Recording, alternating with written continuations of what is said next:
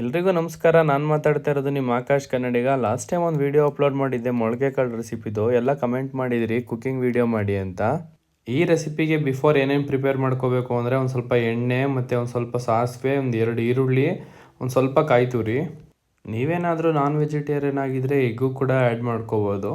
Starting 1 spoon oil ಹಾಕ್ಕೊಂಡು next ಸಾಸಿವೆ ಹಾಕಿ 1 or 2 egg ಹಾಕ್ಕೊಳ್ಳಿ.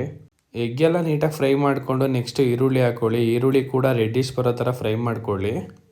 ಈರುಳ್ಳಿ ಎಲ್ಲ ಫ್ರೈ ಆದಮೇಲೆ ನೆಕ್ಸ್ಟ್ ಹಾಕ್ಬೇಕಾಗಿರೋದು ಮೊಳಕೆ ಬಂದಿರೋ ಕಾಳು. ಮೊಳಕೆ ಬಂದಿರೋ ಕಾಳು ಯಾವ್ಯಾವ್ದು ಯೂಸ್ ಮಾಡ್ತೀವಿ ಅಂದರೆ, ಒಂದು ಹೆಸರು ಕಾಳು, ಇನ್ನೊಂದು ಕಡಲೆಕಾಯಿ ಬೀಜ, ಇನ್ನೊಂದು ಕಡಲೆಕಾಳು. ನಾವು ಯಾವ ಥರ ಮೊಳಕೆ ಕಟ್ತೀವಿ ಅಂದರೆ, ಎಲ್ಲ ಕಾಳನ್ನು ಒಂದಿನ ನೀರಲ್ಲಿ ಉಣಿಯಾಗಿ ಇಟ್ಟಿರ್ತೀವಿ. ಉಂತಂಥ ಕಾಳನ್ನ ಇನ್ನೊಂದು ದಿನ ಕಾಟನ್ ಬಟ್ಟೆ ತೊಗೊಂಡು ಅದನ್ನೂ ಕೂಡ ಕಟ್ಟಿಡ್ತೀವಿ. ಅದ್ರ ನಾಳೆಗೆ ಮೊಳಕೆ ನೀಟಾಗಿ ಬಂದಿರುತ್ತೆ, ಅದನ್ನ ಯೂಸ್ ಮಾಡ್ಬೋದು.